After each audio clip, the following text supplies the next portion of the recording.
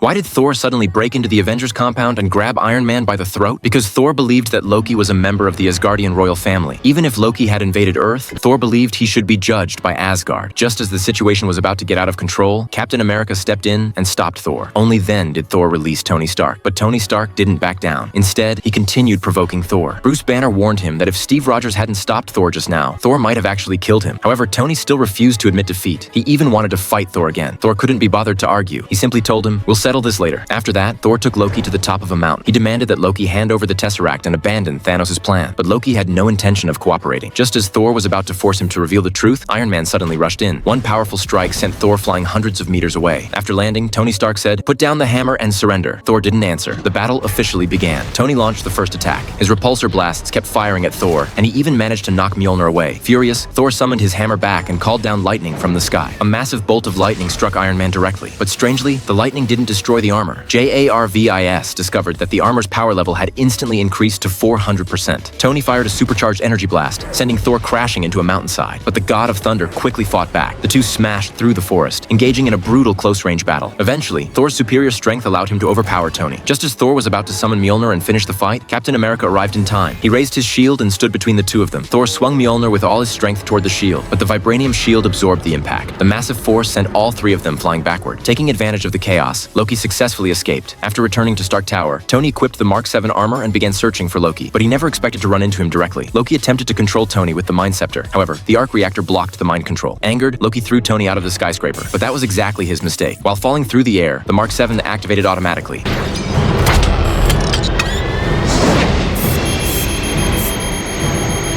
The armor quickly assembled itself. Just before Tony hit the ground, Iron Man returned to the battlefield.